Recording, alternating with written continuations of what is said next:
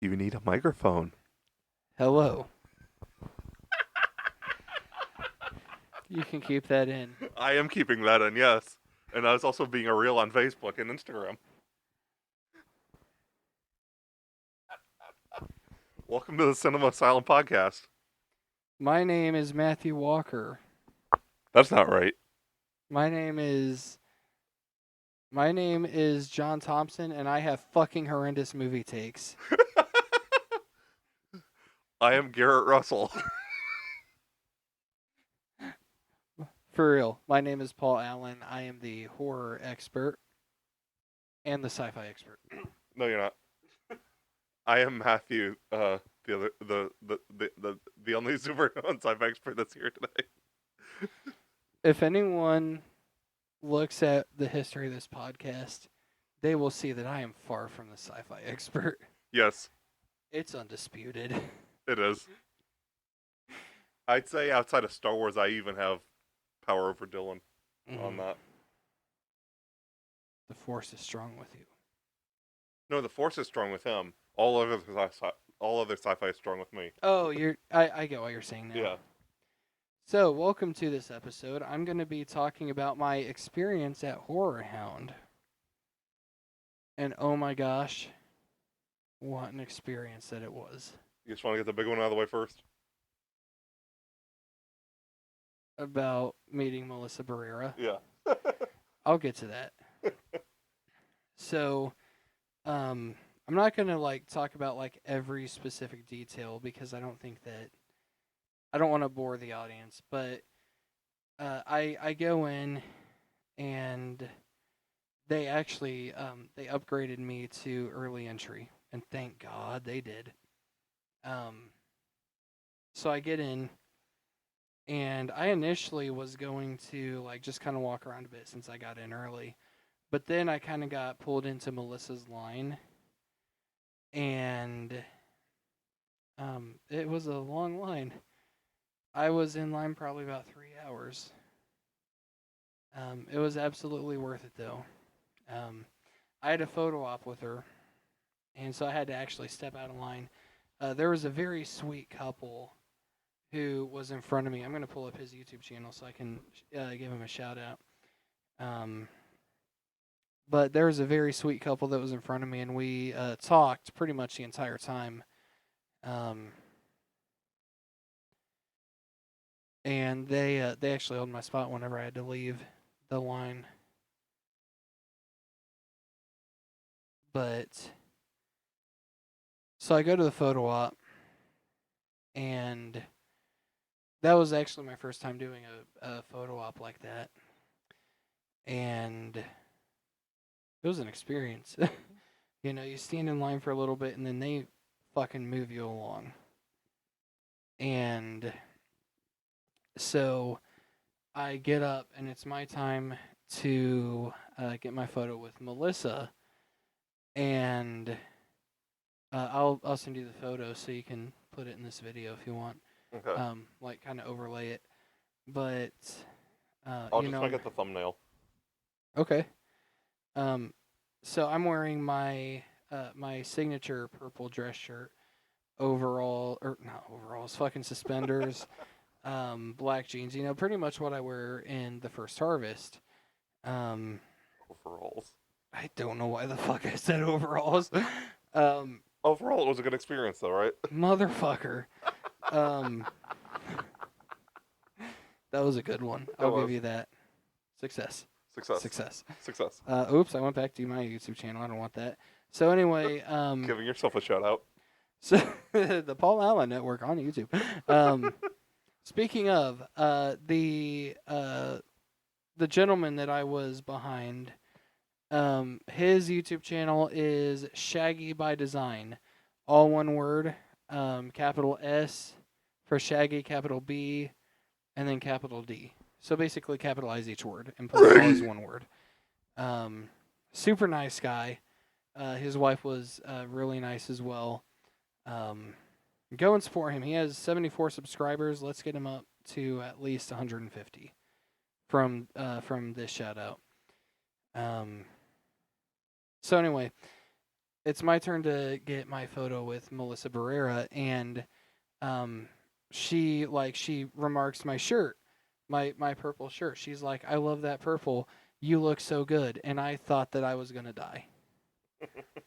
Men don't really get complimented a lot, and so anytime that a man does get complimented, that sticks with him. And so, like, that was just a very sweet gesture. Yeah. Even in that limited time, she was an absolute sweetheart.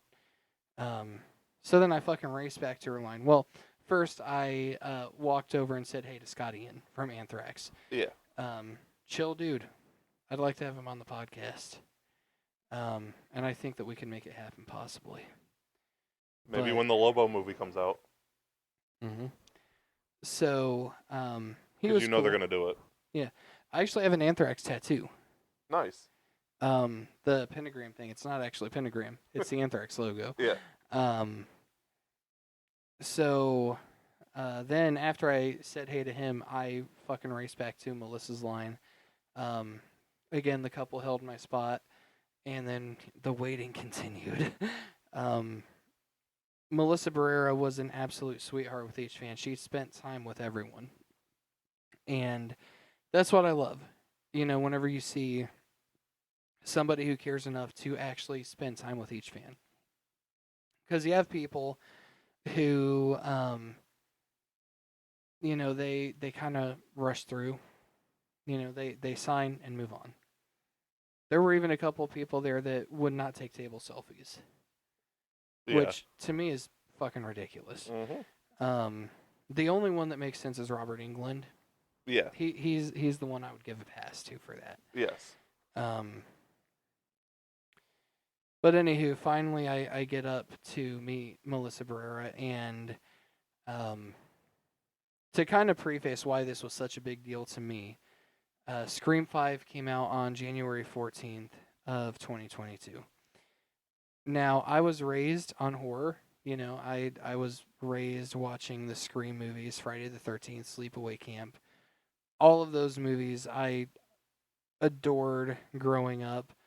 Probably been watching them a few years before I should have. Probably. My mom, she loved the Scream movies, and we were going on January 14th. We were going to go and see Scream before I had to go to work. Unfortunately, she passed away that evening, and it was after a procedure that wasn't even supposed to be that day. It was actually supposed to be the following Monday. So she did not get to see Scream 5. I almost didn't. I didn't see it that day, of course, but I very nearly didn't see it in theaters. I ended up, and it was an incredible movie. So that's why it was such a big deal to me to meet Melissa Barrera. And honestly, meeting anyone from Scream, it's always a huge deal for that very reason. These movies were a bonding point for my mother and I. And, meeting Dermot Mulroney a year ago, meeting Jamie Kennedy, Skeet Ulrich, in October, Matthew Lillard. It's just... Oh, gosh, I'm totally skipping. Marley Shelton. Yeah. I didn't spend nearly as much time with her as I did the others. Right. I just figured you were naming off everybody you met. I think that's pretty much everyone. And if you want to get like into the scary movie, Dave Sheridan as well. Yeah. I have the funniest Dave Sheridan story. Well, probably not the funniest because he's a fucking hilarious guy, but I have a funny Dave Sheridan story that I will save for a different video. If you want a little spoiler, though, the only precursor to that I can say is hold the tip, and that's all you're getting for now. You'll do a scary movie review rewind one day. Oh fuck yes, we could even do that because we just watched it. Well, I figured you'd do all four in one sitting, like all four in one video. There's 5. Oh, there's 5. Yeah, Maybe 2 videos. maybe, I don't know, but anywho, that's why it was such a big deal meeting Melissa. And if there's one thing I can say, I feel like that she is very empathetic with everyone she meets. whenever I was telling her a little bit about my story, and obviously, like, I didn't bombard her and be like, you know, like just overwhelming with information. I kind of kept it more honed in, I guess. But she seemed as emotional as I was in that moment, and god damn it, that about made me cry. Um, she signed my poster. We took a selfie. She took the selfie on my phone, and thank God because I can't take selfies for shit. Um, she was an absolutely lovely person to meet, and um, you know, it's funny because I went. I go to conventions primarily to network.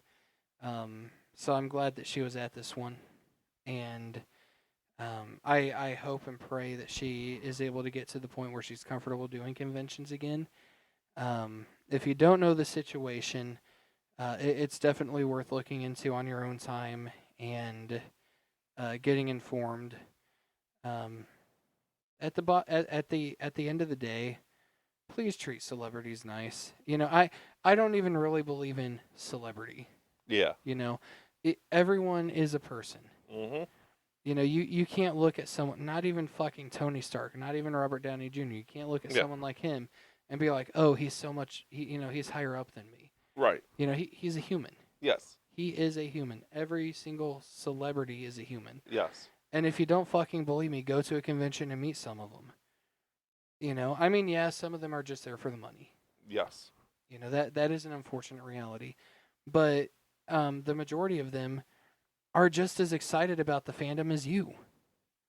There are people that I have met that I idolized as a kid that nerded out with me over their work. So don't be too intimidated to go up and say hey to someone. I see pictures from conventions where, it's clear that the celebrity is having the absolute time of their life.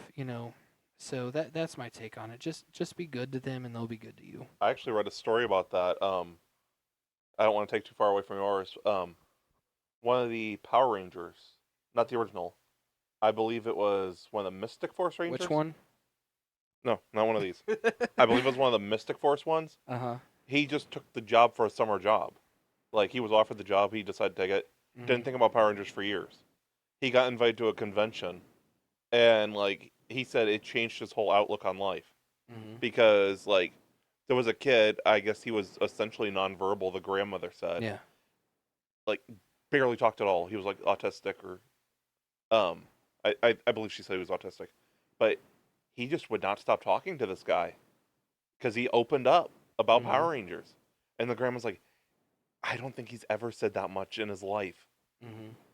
And, like, it could just, sometimes, like, the celebrities just, they're, because they're normal people. Yeah. But, like, seeing that impact that something they did had on someone else, Mm-hmm.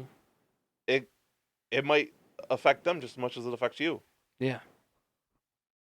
Yeah, I can say like one celebrity experience that I had that was very similar to that was actually meeting Heather Donahue. Yeah. She was one of my mom's favorite actresses, from Blair Witch Project, and we had a very lovely conversation, and she's definitely one of those that is very empathetic, and I was wearing the necklace that Heidi had made for me that is the photo of me and my mom from Christmas 2012. Yes.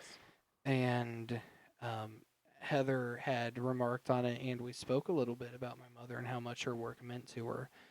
And she was, you could tell that impacted her, Yes. that was a bonding moment. Same with Melissa. Um, I am by no means a big name. Right. I'm a fucking nobody. Yeah. But I have received some messages. I've gotten messages regarding my music that I write a lot about suicide and mental health, right? And I get messages occasionally where people would listen to the song and then they would choose to not kill themselves. Whenever I did the recovery, I got so many messages, and so did some of the people involved, where people chose to get sober. they chose to quit drinking. They chose to go to rehab. Some of them did. And again, I'm a nobody. I'm not a name or anything like that. But that means the fucking world to me to hear how my work has impacted someone. And that's why I said in my in the previous video, like, if you see a product that you like, if you see a short film that you like, please comment and tell the creator how much you enjoy it, because that changes things for us. It doesn't even have to be like a long-winded message. It could be like, No. "That's dope. That's sick. Whatever. Just something Yeah. small." And if you do find something that is life changing for you, if you're suicidal and you watch something or you listen to something that makes you change your mind, write a letter, write an email, write a comment. That it helps us just as much as it helps you.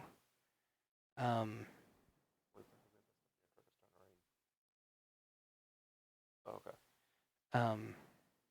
But yeah, Horrorhound this year, September, was an absolute blast. I got to walk around a lot and network after I met Melissa. And I will say, too, if you ever see me at a convention, don't be afraid to come up and say hi. I love interacting with people. I love meeting people. And I almost always have DVDs and pictures with me to give away. So, Horrorhound, always a blast. 10 out of 10 experience. And that is all for this episode of the Cinema Asylum podcast. Remember to like, comment, subscribe, all that good stuff. Follow us. And comment that John's movie takes fucking suck. Good night. Good night, you motherfuckers.